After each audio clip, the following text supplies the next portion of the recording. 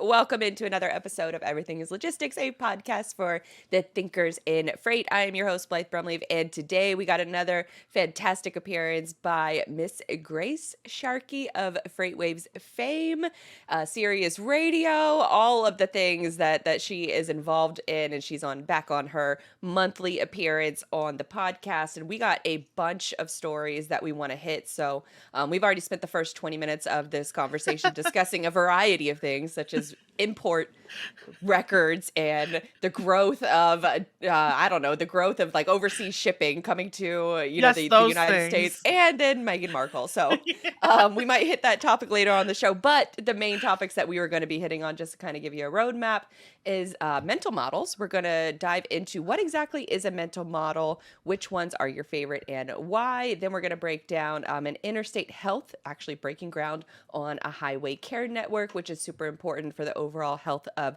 truck drivers. And then we're going to be talking about those import reports that we mentioned and how retailers are battling, sort of the tightening market and this, kind of wacky economy. So we're going to hit on those. And then if we have a little time, we're going to hit on Meghan Markle and the royal family drama, which is, which if we kept talking about it while we were not recording, we were going to mess up the entire recording of this Yeah. podcast. So we stopped ourselves and now here we are. So Grace, welcome in. Yeah, it's been here for 25 minutes already, but still happy to be here again. All right, so let's kind of jump into that first topic, mental models.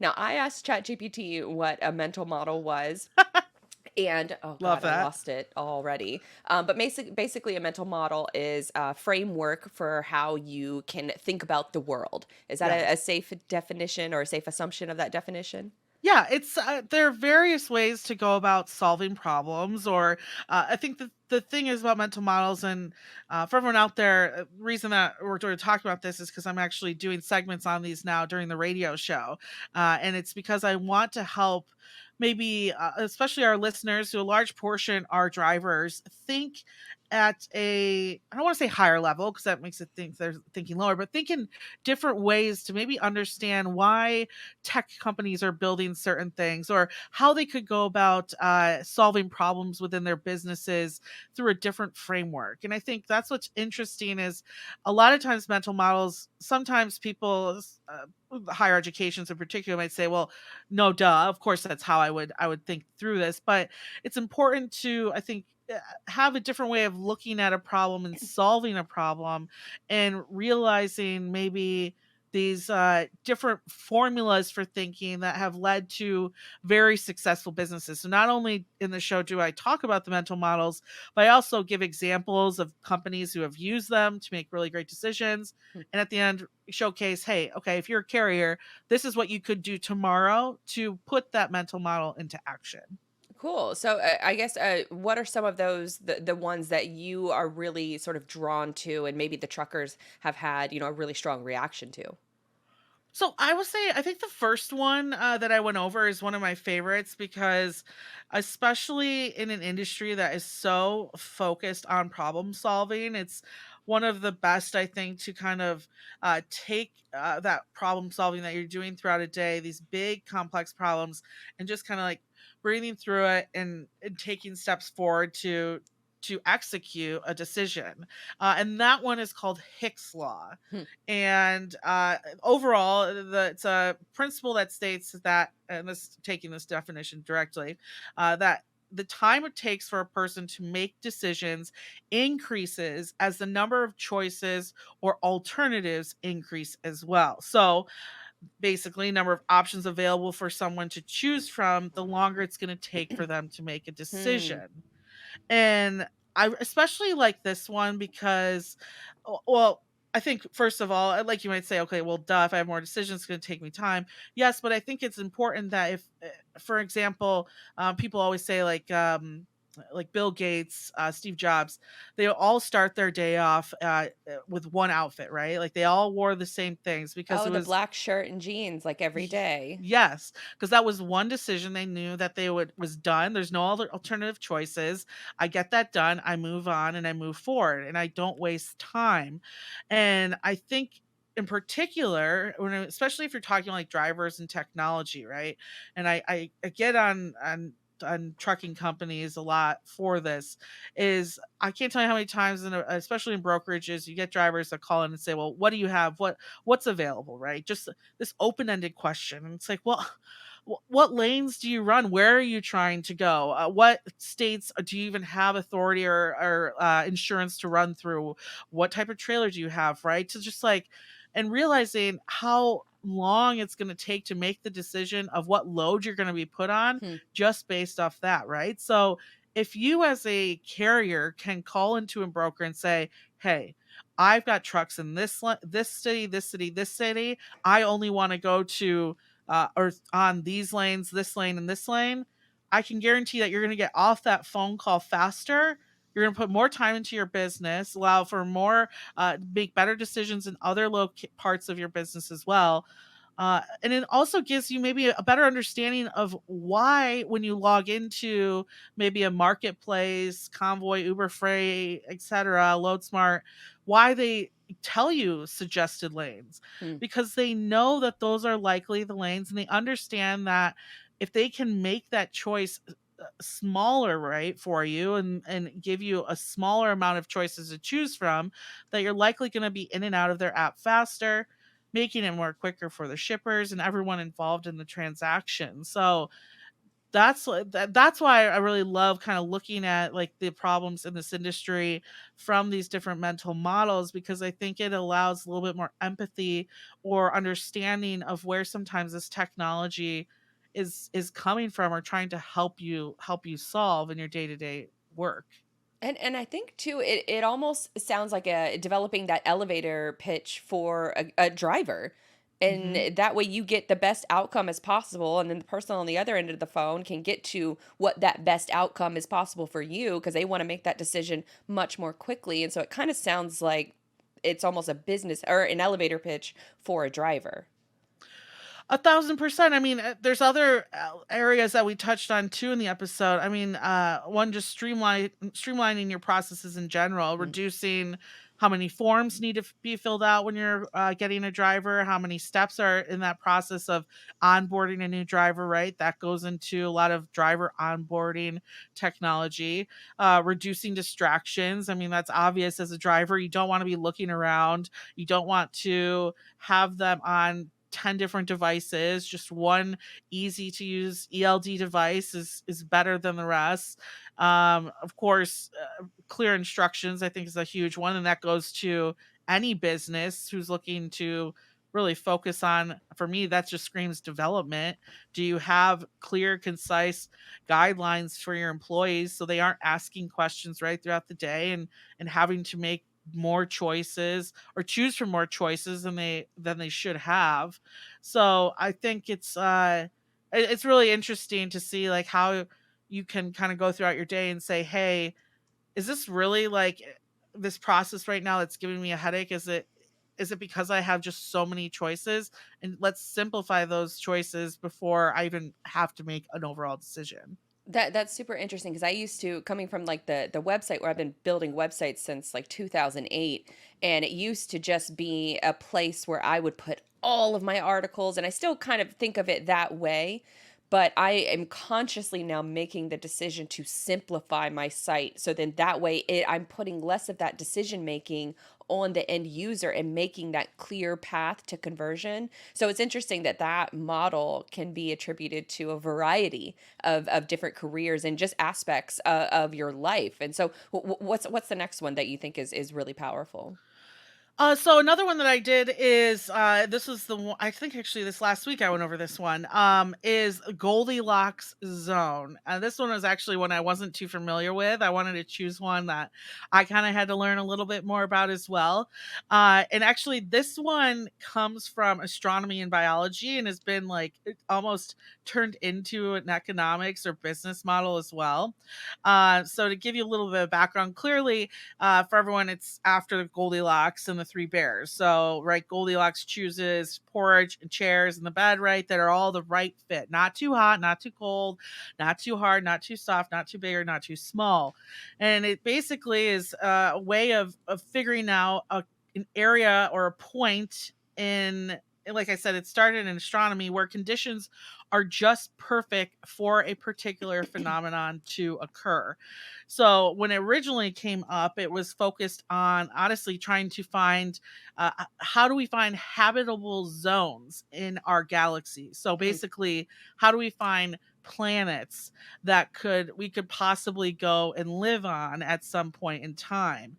And over time, most of it, right? It's been space related, trying to find an Earth-sized planet for us, and basically figuring out the science behind finding a star that would make for that perfect Earth-sized fit. Now, in business, it's the same thing: finding the optimal level of performance or an operation for a company or an organization. So this could go into your productivity levels, revenue growth, risk management, etc.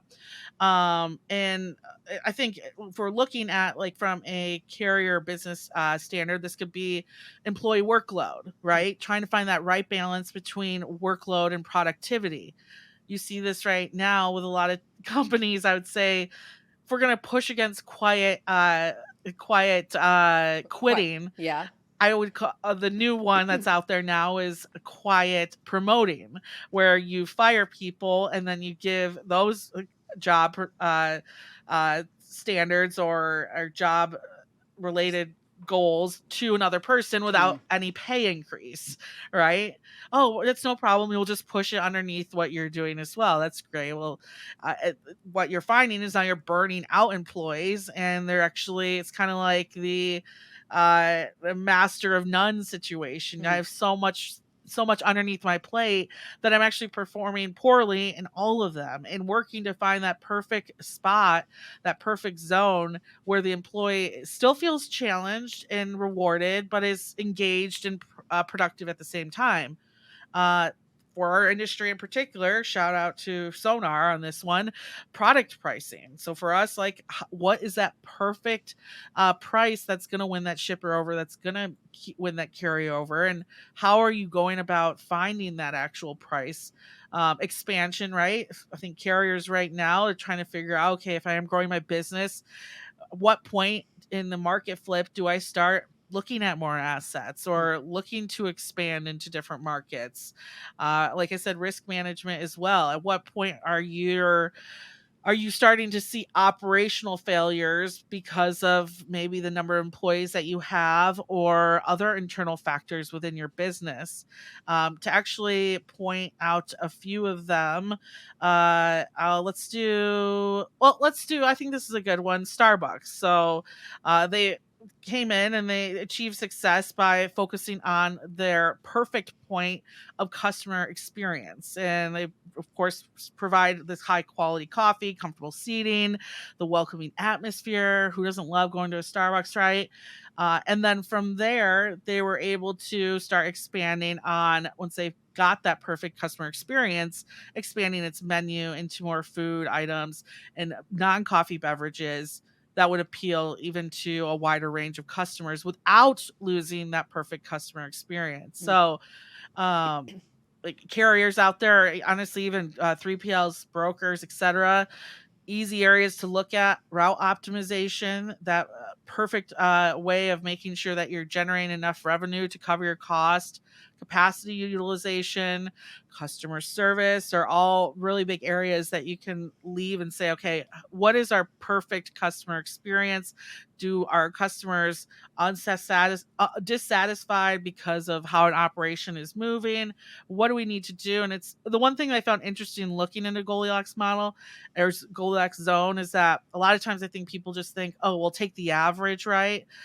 Take the average amount of time that our employees are working, and let's say that's what we make their daily routine around. It's not always that number. Sometimes it's more, sometimes it's less. So it takes, look back to when you were seeing a really great growth, and what were you doing during that time that could have been like the perfect scenario, and then expand on that through all of your other operations as well. And I think to bring it, I guess, to the web world too. I think that's why we see so many different pricing tables on a website where it's like, here's option one, here's the middle Yes. option, which is what the business is like. That's how I price my structure. Is I want everybody to take the business one, so the high end one is going to be very expensive because that's going to require a ton of hand holding. But the starter one is perfect for some businesses, but that mid tier one, that's the one that's just right. I'm hoping for majority of businesses. And so I think that's why you see a lot of pricing tables on websites where they have that mid-tier price that everybody buys this one, and there's a Yeah. reason why it's in the middle. Well, and to even take that into Hicks law as well, a lot of people are attracted to those type of pricing models because you only give me three options to Hmm. choose from. So I don't feel like I'm being, can I swear on the show, like dicked Yeah. around or anything like that. It's like, okay, this is the options I have in front of me. This will make this decision of choosing you as a provider much easier. Hmm. And so so those are the two ones that, or I guess three, with the Goldilocks, the Hicks, and the That's first one. two. I have some fun ones though, because we've been talking a lot about AI, and I'm not gonna lie to you, I'm actually rewatching Silicon Valley right now, which is a fun time for especially what Silicon Valley and bank and all that jazz is going through. Mm.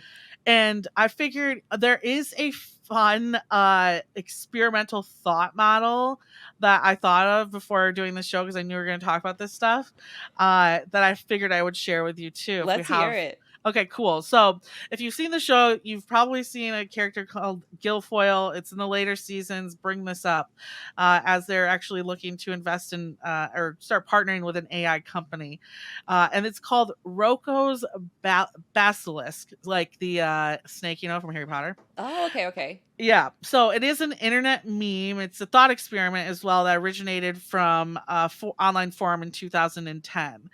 And the concept was actually first introduced by a user named Roko, who suggested a hypothetical artificial intelligence theory, or that the artificial intelligence or AI would punish anyone who knew of its potential existence but did not work to bring it into existence. So, the idea behind it is based on the concept of friendly AI, which is AI that's actually programmed to prioritize the well-being of humanity. Kind of honestly the AI I think that most people are fearful of, right? Mm. And the thought experiment proposes that in the future, if an AI may come into existence that does have the potential to improve our well-being of humanity, it would have the ability, the extent to go as far greater than any human clearly ever could. That's the whole point of it. However, in order for the AI to come into existence, it would need to be programmed by humans. Now, it proposes that the AI would then have the ability to retroactively punish those who knew of its potential existence but did not work to bring it into existence. And this punishment could take form of like simulated torture, other forms of suffering. And the idea is that basically knowing the potential of AI, so anyone out there who's like AI is fake, it's never going to become big, but not working with it to bring it into existence, those individuals are effectively prioritizing their own short term self interest over the potential long term benefit to humanity. So it turned into like a huge debate on this like forum if that could happen. And then if you see the show, it's the Guilfoyle character ends up agreeing to work with the AI because his fear of it taking over and destroying him as a human was so. And so for everyone who listened to our AI episode and left there thinking like, I just am not on board with the AI. Well, this thought experiment says you better get on board, or this thing is going to take you. It's going to remember and it's going to know you were on board by the time it comes smart enough. So I thought that one was fun. And that as you were talking, I could not help but think of, I keep going back to this example, but Will Smith and iRobot, and with Yeah. Sonny with the good robot, and he's trying to save humanity, and he's given these extra, I guess, perspective and nuance into humanity, and he's really the Yes. only one that can help the humans that were thinking it's all conspiracy theory to kill Yeah. Lucy, who is like the main computer who says that humans have to be saved from themselves. Yeah, exactly. Yeah, well, that's to spoil it. That's what the AI system they in Silicon Valley they end up investing in ends up like basically killing itself because humans are like the worst part of existence in life anyway. So it was basically like I need to get rid away from you guys. So, like, but So in the it's interest of self-preservation, it kills itself. exactly. No, 100%. So, yeah, either basically just hop on board because worst case, it'll just end up killing itself anyway, so you don't have to worry about it. So, there you go. All rosy and sunshine over here with AI. Yeah. So we have one episode talking about all of the advancements and the helpfulness of it. Now we have the other side. So you can't say that we're Yeah. not, The sort of. last episode was a friendly invite to AI, and this one was just handcuffed you right to the AI situation. So, this is more serious for everyone out there. Oh yeah, I mean, I just had one of my articles on AI, the one that we were talking about on that specific show. I shared it on LinkedIn and as part of the LinkedIn Podcast Academy. So sometimes they will share some of your content with a wider audience, and that article got shared, and now it's like people from all over the world commenting on it. And there's this one guy who's like, "This will lead to the doom of humanity," and I'm like, that's kind of what they said about, farm equipment and the Yeah. Industrial Revolution and the printing press and Yeah. computers in general. I don't think that this is any different yet. I think once we get to sort of a point of like AGI, I think that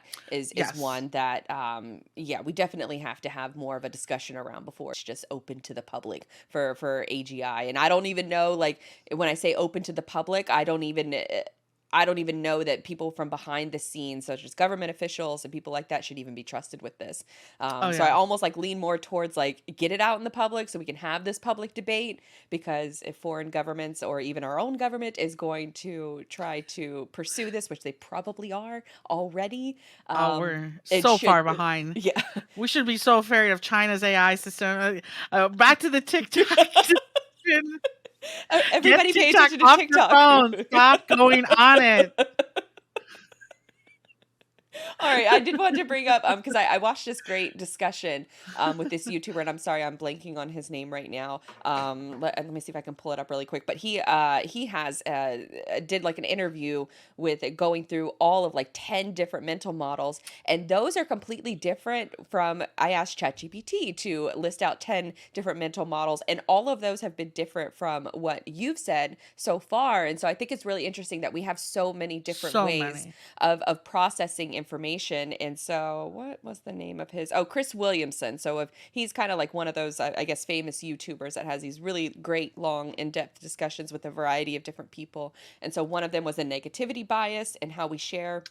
Basically, why Twitter makes everyone crazy is because when Mhm. we're sharing stories because that they are new and unexpected for us. And so when we share that, we're not sharing normal stories on social media. And so when you are just bombarded with all of these stories all day, our kind of like monkey brains cannot handle it. And so Yep. we fall into this trap of becoming more tribal, more, I guess, enthusiastic about the things that we think and why we think. And so then it creates this almost like a circle jerk where you are sharing those same stories I with love that same this. audience in order to, get higher hierarchy in the tribe that you now feel like you belong to. I thought that was interesting. And then there's also one, I don't know if you heard of this one, Brandon Neely's law, aka the bullshit asymmetry principle. And it takes a lot, essentially the thought process is that it takes a lot more energy to refute bullshit than it is to produce it. Hence why the world is full of relentless bullshit, especially on social media. And that the thought process is that the people who are very careful with what they say speak Yes. less. And the people who do not care speak way more, which is, I think, also a hint to why, going back to Twitter for an example, 90% of all tweets are created by less than 10% of the people that are on Twitter. This was a stat that's been kind of thrown around for the last handful of years. I imagine that it's much more significant, probably closer to 95% of all tweets are created by a very small fraction on Twitter. It's funny you say that because I took a screenshot of it literally last night. But there was Instagram, because I'm not going to be on TikTok, but I'll reel it all day long. The Dunning Kruger effect was kind of the same thing, where Yeah. it's like those people that you talk who say like, I'm the expert, I know everything about this, like the big headed type of individuals often tend to know less. That's almost like a mask that they're putting on, where the ones that may seem actually a little bit more closed or maybe less confident in what they know actually tend to know more about their field. And there's a like a happy medium in between that you can clearly is still kind of like that Socrates model, where it's like I don't know everything, but I want to learn as much as Mm, possible. There's a happy medium, right, where you can say I am an expert, but still know that I have a lifetime of knowledge to still fulfill. So yeah, I think it's cool. I think it's like I said, sometimes I think people will listen to it, and probably those big heads that I'm talking about will say, well, duh, who doesn't know that? Well, listen, a lot of the work that I do and a lot of the education is like because I know that a vast majority of the people in this industry, especially when we're talking with drivers, don't have a 4-year college degree. There's a lot of people even in the industry in brokerage and high up that don't have, and I don't. I've never learned this stuff. Like, and I Right. think it's vastly interesting and it's going to help me make better decisions in my life. So guess what? We're going to learn it. And I think it's cool at the end of the day. I love that approach because it's not, we don't check ourselves Yeah. more, or we need to check ourselves more Yeah. often than what we do. And I find myself getting trapped in that. If I feel like every time, every week that that screen report comes up on my phone, I die a little bit more inside because I'm like, wow, I have spent this much time on these different social media apps. I need to check myself, and I need to continuously check my own biases and, why I think a certain way, and then sort of snap out of, getting too tribal about too many things. And I think that that is where, there's also in that same Chris Williamson show, he was talking about how, because the fact that we are so much more tribal now, that's also a direct correlation. I guess correlation doesn't equal causation, but you could definitely point to the rise of depression, anxiety is directly Yes. correlated to the adventation of social media and the smartphone. And when they were Yeah. a mass adopted, I think that there's a little bit of, greater awareness around these symptoms and these different, sort of mental illnesses, which causes more people to be diagnosed. But I also think that there is a big cause of all of these things that we just discussed affecting us on social media, where we spend most of our time every single day. Yeah, you take some, I mean, think about it, like Hicks Law, right? Like back in the day when people were farming and like I was just reading my grandmother's autobiography the other day as she wrote, and like she her choices after school were go home, help pick strawberries, or do homework. And so it's like her Hicks Law, like her decisions were so small to begin with, and now it's like, I could go buy food, I could go order food, I could have food delivered for dinner, I could like how long does it take some of us to even choose what we're eating for dinner these days, let alone like anything? And then Netflix, right? Like talk Yeah. about limiting our decisions, like, and so we have, so like you said, the smartphone I think really opened it up, like we have so many choices, and then that leads to anxiety, and then for absolutely no reason. So It's limit all them. we're just trying to get better a little bit each day. And I think some of these mental models that you're talking about definitely help fact check even yourself and sort of check your own biases. Is the challenge is, I think, is doing it regularly, and catching Mhm. yourself getting caught up in a particular emotion, and then trying to ask yourself, why do you feel emotion around this particular issue? And if you do feel emotion around that particular issue, is probably by design of Yeah. whoever, whatever platform or story that you're interacting with. And speaking of stories, I kind of wanted to dive into, we have Yes. about 10 more minutes to talk and hit on these couple stories that you've been working on. And one of these is the Interstate Health, which is a company that is Mm. breaking ground on the Highway Care Network, which is super important for the overall health of the nation's drivers. And there was a first initiative to this that failed, but you think that this one's going to work. Tell us why. Yeah, so for everyone out there, basically what they're creating is a health system that is centered around the highway, in particular for drivers, right? You're a driver, you get a cold, and you think, oh man, I'd really love to go to urgent care, like my strep throat situation, something like that. Well, I can tell you right now, the urgent care is around me, means I'm going to have to go down some residential roads. I'm definitely getting off the highway. Hmm. Where am I parking? I have no idea. That's already a problem to begin with. So, a lot of times what happens is drivers then just keep on going, and whenever you delay health problems, that becomes an issue itself. So they're working on building out these clinics as close as possible to basically truck stops, right? So that you can park your truck, just walk across the street or walk next door and get yourself checked out there. Now this actually was a program that uh, people have tried before. The name of I want to say TCS or something like that. Health. The name of the company is it's surpassing me right now, but it failed, and a big reason it failed is because if you think about it, you're only really you're building a system for a small percent of the health community, right? Hmm. So your target market or your market cap, honestly, is only so big. So it's harder to sustain the model, especially drivers. I think part of the problem, right, is that you might not feel like you need to go to the doctor to begin with, so you just don't go anyway. So that was part of the issue. Now, where there's multiple reasons I think this thing is going to surpass. Number one, I'm going to list off everyone who is an investor in this, and I think that will kind of open up people's eyes. Rob Estes from Essex Express Lines, CEO there, the CEO of Hirschbach Truck Lines, the CEO and chairman of Melton Truck Lines, the CEO of Quality Distribution, Jet McCandless, Project 44 CEO, the CEO of Reliance Partners, of My Carrier, of Forward Air, of Custom Companies, of Bull Plan Technologies, and even a few investor firms as well. This thing takes off. Likely, what's going to happen is you're going to see, of course, all their drivers going to these locations. So they've created a really great investor pool of people who have thousands of drivers underneath them that can easily start accessing this as soon as it is local in their area today. The second point, and I mean, you know this, I just this last January, February did that nice road trip from Michigan down to Florida.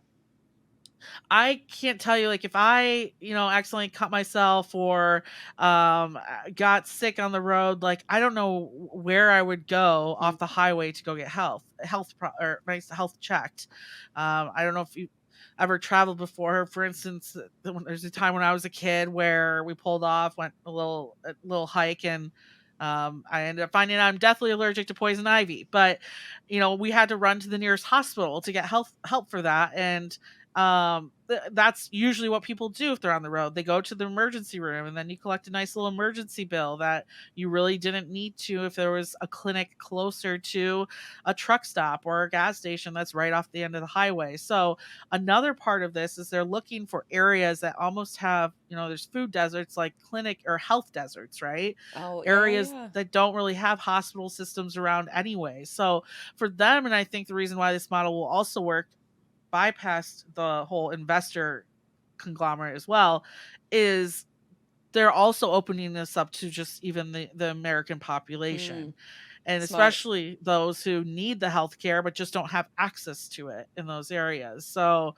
I don't know. Oh yeah, so you're in Florida. You know that patch from like Atlanta down to Florida is like just empty, right? Hmm. So putting a couple very good clinics along those, and on top of it they're gonna everything's gonna be cloud based. So if you visited these, they're gonna have your records everywhere you go.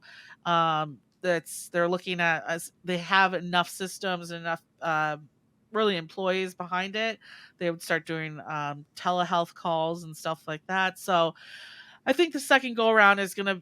I like the business strategy a lot more, and I think what's gonna help it is it's also gonna be opened up to it's truly its name, an interstate health system, and we really don't have that today. And I think hopefully what's this will turn out to be something really great, not just for our drivers who need that help finding health services, but for those who are on the road. and a lot of the areas that they're building, I mean, over they're gonna around like Tennessee down to Georgia. I mean, over I think 80% of the population can is within like 500 miles of a couple of these Hmm. locations. So why not why not choose that? So I'm excited to see them grow. And they just opened up. They just broke ground on a one location they're building, and they also acquired a clinic who was already servicing drivers as well. So they've got that help as well as that someone who knows the regular clinic member that they're looking to bring on. I think that that's super smart for it to appeal to not just the drivers, which have a very unique way of how they need to address their health on the road, and I think pairing it with different rest stops and trucker friendly gas stations is just such a huge plus. And I also especially love when you were saying that everything is going to be cloud based, so they can have your information at different locations, which I think is especially for someone like me who I think about the fact that I now have health insurance. I've had it for a couple years now, but I went a good like 10 years without health insurance. So I was always going to kind of, the clinic spot right beside Walgreens or Yep. right beside CVS. And those were the places where I had care. And every time I would have to go there, you have to spend probably a good 30 minutes filling out paperwork and just getting the process of being able to be seen. So it's a good like 2 to 3 hour process. And if you Yeah. can cut that time down by searching for a place for these drivers that they need to find, just places to park in general, not even considering the health aspect, but then you can also cut down on the time before they can be seen. I think that's really powerful. So hopefully, that program really takes off. All right, this next story that I wanted to hit on is the latest import reports and how retailers like Walmart are planning around the tightening market. I think it's no secret to anyone that a lot of spending has essentially slowed down, but we're also dealing with a variety of import, I guess, a strategy that's going on where it predominantly imports used to come from China. Now it's being, sort of spread out a little bit in Southeast Asia. From FreightWave's Greg Miller, he said that the Descartes report for March imports was up 6.9% versus February 4.2% versus pre-COVID. I think that there's a lot of reports going on right now where we're comparing this year to last year. It's very different. We kind of Yeah. also, from a data perspective, we kind of have to throw out 2020 and 2021, even parts of 2022, as far as consumer data is concerned. So I'm curious to hear how Walmart is tackling this issue, and overall, I think that you also wanted to talk about wholesalers showing these same sort of high inventory levels and low sales. Yeah, I will say it's it is funny the data in our industry because yeah, we almost have to throw out the last couple years. Plus, most of us haven't been collecting good data until like 2018, so we're left with like like 2019 is yeah, what we got. exactly, like, the end of the Trump era, like, as we're dealing with tariffs already anyway, so, it shows you like, whenever people are, like, back to normal, I'm like, "What's normal, guy?" No, it's interesting, love Greg's article as well, and I think, I wanted to bring up even more so, right? Before we're gonna start importing heavy volume in, we gotta get rid of our inventory, and so, yesterday, we had the wholesalers, inventory to sales figures come out. Wholesalers inventory to sales ratios inched down to 1.37 in February after it was at 1.38. Really, what to kind of showcase what this means to people is that if you don't want this number to be over one, you usually want it to be right at one. So it basically means like for every sale that you're doing, you have in this case an extra product on the shelves as well. Clearly, if you get up to two, it becomes really bad. To kind of throw some maybe percentages your way to truly kind of understand this. Bulky durable goods saw inventories rise 15.4% on a year over year basis, while sales for bulky durable goods was only 1.6% year over year. So if we're seeing, of course, inventories continuing to creep up, but not sales with it, uh, there's stuff still on shelves. There's stuff still being moved around warehouse to warehouse. It's probably likely why you're seeing more and more shorter lanes as people are trying to figure out, okay, where do I get this product in front of someone who actually wants to buy it? We just even had I had a wonderful conversation with FabFit Funds VP of and logistics as well, and that's the big thing right now, right? Is trying to figure out where these new customers are so that we can get rid of inventory and have a reason to start bringing in more imports into the US. Furniture, particularly poor as well, 7.9% year over year sales, but 0.4% year over year. Or sorry, 7.9% year over year increase in inventories, and sales is only 0.4% increase.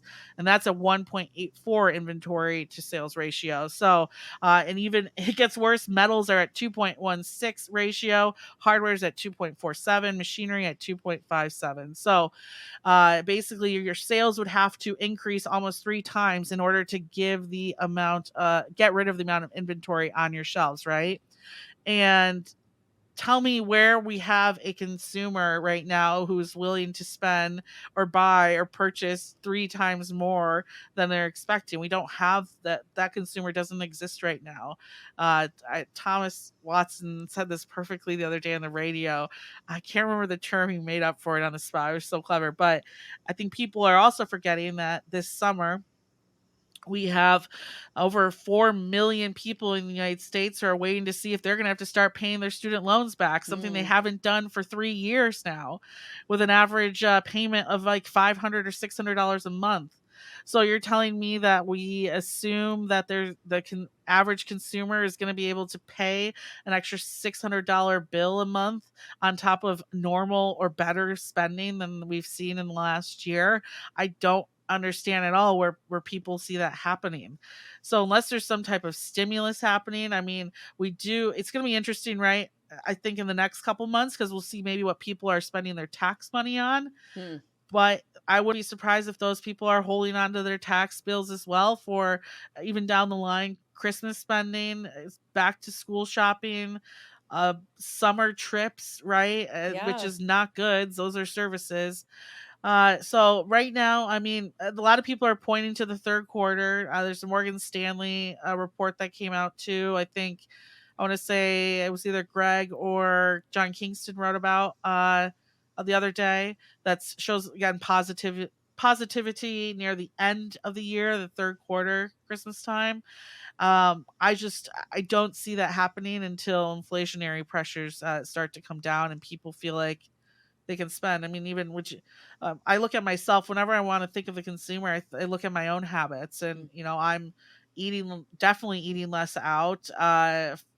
Comparing prices when I'm at the grocery store, not using Shipt, just save even the extra whatever on delivery fees. So we're at an interesting time, and I think until I don't know any company giving out huge raises right now either. So it's I once we get past like this, I'd like to see what we do with the student loans.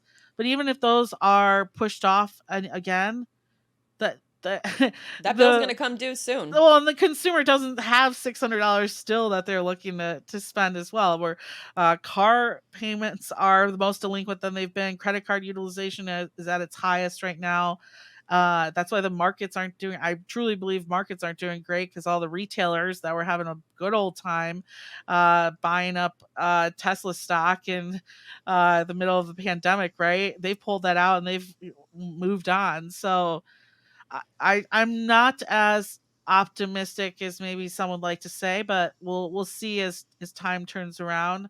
Uh, but positive wise, if we're going to look at it this way, as carriers unfortunately go bankrupt and leave the market, that will help, uh, of course, freight prices to rise.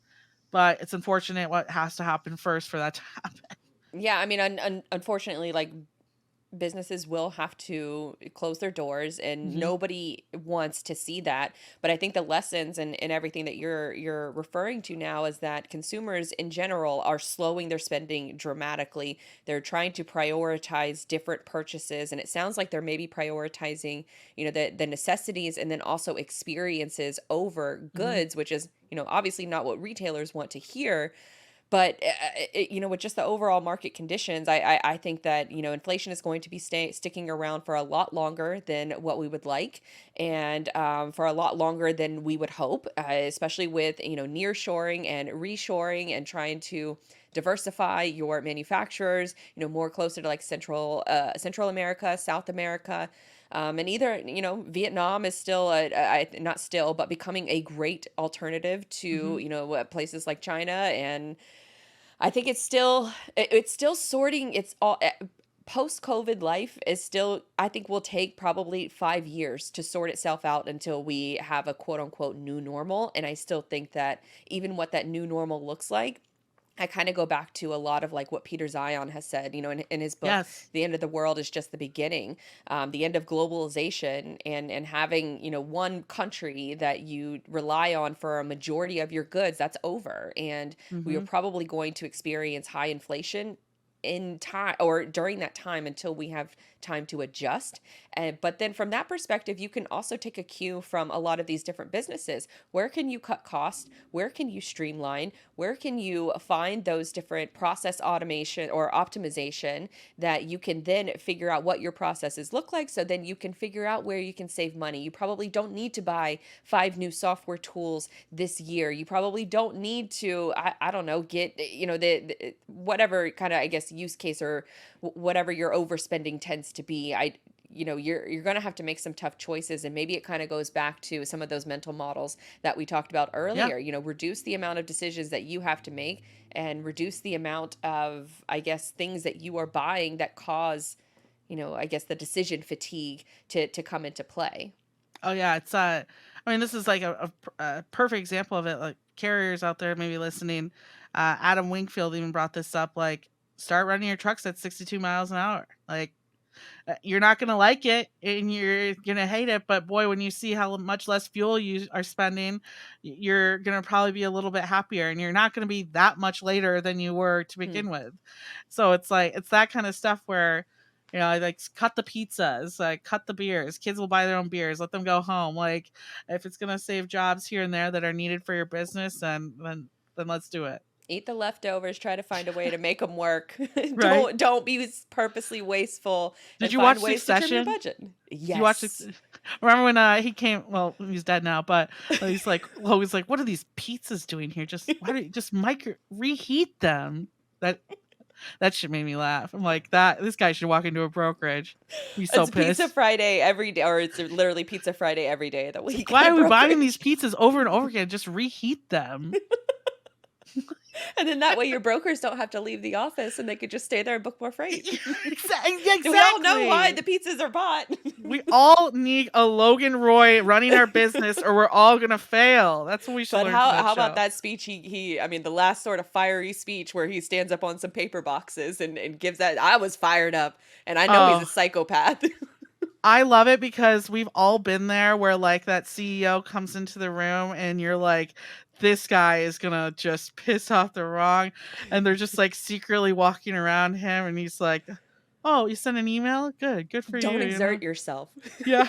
Sending one email in and And out. and it's like a middle manager, you're like, "Oh god, now how are we gonna get this job done? Because this kid's about to be fired by the end of the day." So All it's right, like, we're definitely like a few minutes over, but yeah. I did want to hit, because we hinted to this earlier. I Yes. did want to hint to this because we were talking about it before the show, and that is new royal drama that has just dropped, and that is Prince Harry has been invited to King Charles's coronation. That is happening the first Saturday of May, also Kentucky Derby Day, and big day for That's right. hats on that day. And but Meghan Markle has not been invited, and that is drowning out the social media and the Reddit spheres that I'm a part of. And speaking of mental models, if you want to learn anything about what Prince Harry is going through, I would say look up the second son mental model, and I probably can come up with a good theory on I guess the second son and the identity crisis, and throughout history, That's titles and responsibilities are hilarious. given to the firstborn, but the second son, I mean, if you watch Game of Thrones, you know how sort of wacky all of the second sons are in that show. If I could say one thing about this, I'm gonna quote Kourtney Kardashian on this and say, "Kim, people are dying." And that's Because such that's how a I feel. That's how I truly feel about all of it. It's like, hey, Megan, people are dying in places. Maybe like I don't know, right outside of Buckingham Palace. So, well, shit, uh, right in LA in her neck of the woods. People are dying yeah, here on the street exactly. too. Talk about helping the homeless. I'm telling you, you know And what? I'll be honest. she is without a home too because she got kicked out of Frogmore Cottage in the UK. I will say I know how she feels because I used to have the biggest crush on Prince William when I was little. And Same. then we went to the Tower of London when I was 15 for my 16th birthday. And my mom calls me over. We're in this museum. She's like, come over here, come over here. And I'm like, what's, and she's like, look at this sign. And it basically says, I think it's when Prince or King Henry VIII took over, if you're baptized Roman Catholic, you can't marry a royal. And I said, no. So I get it.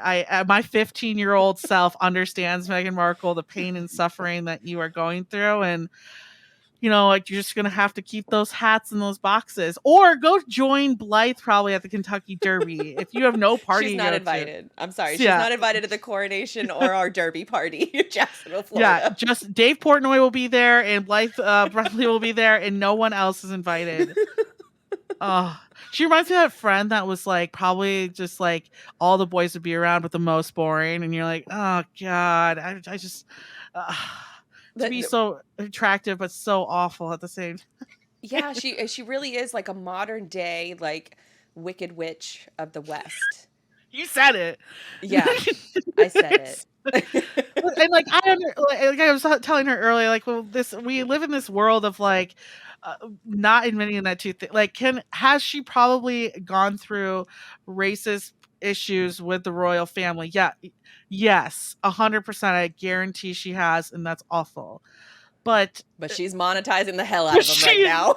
is raking in the Netflix dollars. She's like, yeah, and also, Beyonce texted me. Oh, wow. Oh my God, what did she say? Shut up, Prince Harry. Who is also an idiot. It just Yeah, I really thought that the two of like William and Harry were like the best of friends, and it was just such a good story, post the death of their mother, and then now just to see how much of a psychopath that Harry is. That he keeps like I think his mother's old face lotion in order to repair oh, issues on private parts of his body. I'm not going to oh, go into it, but he just sort of eviscerated his entire family for money, and that to me is like completely unforgivable. And I'm pretty surprised that he ended up getting the invite to the coronation, but I kind of understand it from like a father-son perspective. You want your son there. But it's just the two of them are just so completely awful. I think, South Park really hit the nail on the head with the Worldwide Privacy Tour episode. So if you it's haven't so watched good. that, go check it out. It's so good. And honestly, at the end of the day, the saddest thing about all of this is like none of the likelihood.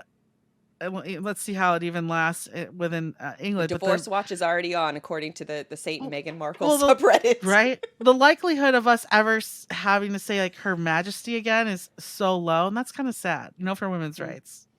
And Hashtag women's well, rights. I will say what's also sad too is, she was given this, she kind of marketed herself as like this, Diana 2.0, and she is just far from it. If she's not Mhm. going to a charity organization or a charity benefit without getting paid for it, that's just who she is, or maybe who she always has been. And I think that for someone like her who came in with so much I guess, sort of hope from like the fan perspective of being able to see an American princess and, being able to have this extraordinary opportunity at a historical life to just piss it all away for a contract from Netflix and, a book deal where the way Yeah. you're getting your money is by throwing your entire family under the bus. I think that's reprehensible. And I think that there's other things that she's done that's completely reprehensible that are coming to light now, such as, her showing up with Netflix camera crews right after the school shooting in Uvalde and wanting to go inside the school is completely reprehensible to me and unforgivable in that regard. And it kind of just, that was my first hint that she was more about what can I do for attention and not for what can I do for the benefit of others. And that's kind of what the modern royal family is. All they essentially do is they don't really have that much power as Yeah. far as like decision making and things like that are concerned. They're kissing babies and cutting ribbons and trying to bring as many tourists to the UK as possible. That's their primary role, is how can we show off the country and bring tourists to our country in order to spend money and be the representatives of the country. And I think that she just has squandered it all away, and she probably won't have anything to show for it in a few years, except for a title from a family that she thinks is inherently racist. Well, and she was in Suits too. The show that everybody watched. Yeah, no one watched that channel for Suits. We all watched it for the detective show of the guy who could like see things from like miles away. I can't remember the title now. It was so great. You can't remember the title. Because it's the worst channel of all time. What is it? It's like A&E, right, or something? Or AMC? USA Today, or Oh, what? yeah, it's USA. We only watch USA on Sundays when SVU is replaying all day long. No one's watching Suits. Kim, people are dying. Meghan, people are dying. Look it up. Oh my God, so good. All right, second son syndrome. I think it's really fascinating to watch, and I think it ties in nicely with those mental models that you graciously broke down for us, coming Love from Grace. Hey. All right, Grace, where can folks follow more of your work? We'll link to it in the show notes, of course. But for folks who are just listening, where can they find more of your work? Yeah, you can go to LinkedIn, type in Grace Sharkey. I'll pop up right there. I really hate saying this, but honestly, just go to Google and type in Grace Sharkey FreightWaves, and I will pop up right there at the top. That's SEO. That's not my ego or anything. I got that going. And you'll see my link tree links on LinkedIn as well. I'll shout out to Blythe for that one. That'll get you to everything I'm doing too. Or SiriusXM channel 146. Check me out there every Monday through Friday from 5 to 7 to p.m. not a.m. You think I'm up that at 5 a.m.? Seriously. Joke's on y'all. Grace, awesome conversation per the usual. Thank you again for coming on the show. Thanks, Blythe.